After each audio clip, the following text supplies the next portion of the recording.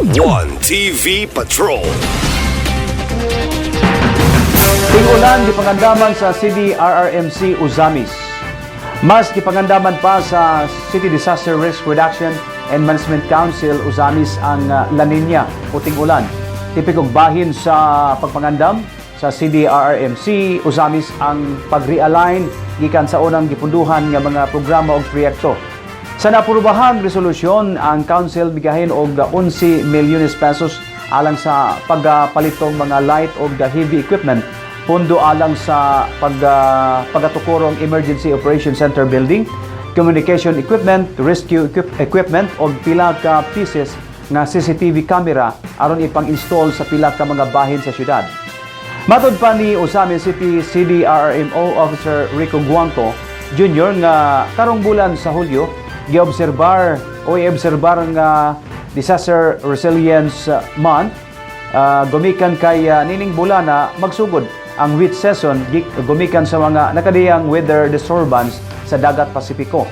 Ang tukurong Emergency Operation Center mao kini ang himuong evacuation center sa posibleng apektadong residente o ang communication equipment o rescue equipment magamit alang sa pakigdugtong sa mga apektadong barangay sa kalamidad o ang himuong rescue mission. Piece of your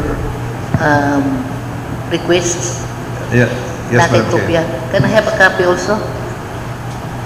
I think Honorable Tapayan also was. Okay. Yes. May we acknowledge Honorable Marcelian Tapayan for... No, sir.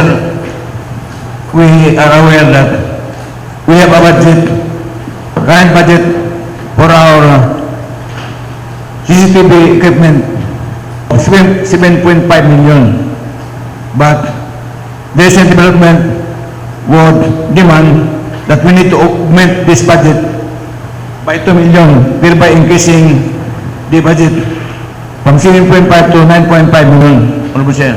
So we need to appropriate 2 million for CCTV equipment.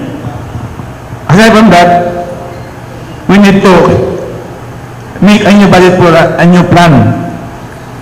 While we consider that our budget, we have a budget for the construction of Emergency Operation Center building of 6 million plus.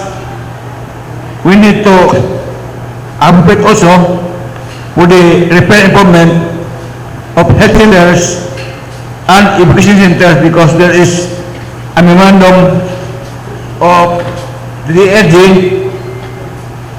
Memorandum number 122 series 2018, last August 8, 2018, that we need to strengthen our evacuation systems. So we need to repair, improve our evacuation center in our city.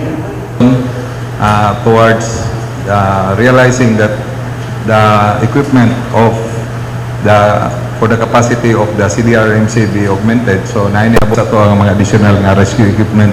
Doon na tayo rubber boat o katong mga additional equipment sa to niya na atay mga life jackets. Mostly for water search and rescue, no? So that I propose, Madam Chair, that it would be best, no, mas memorable ang atong pag-celebrate sa Disaster Resilience Month kung ato ni siya himuan og ceremony nga sa pag-turnover sa mga equipment, no. It's siguro yato na to o kanang during flag ceremony untag para makita po sa atong mga kauban sa LGU ang ato ang mga bago nga mga equipment. Pila na ka units? One TV Patrol.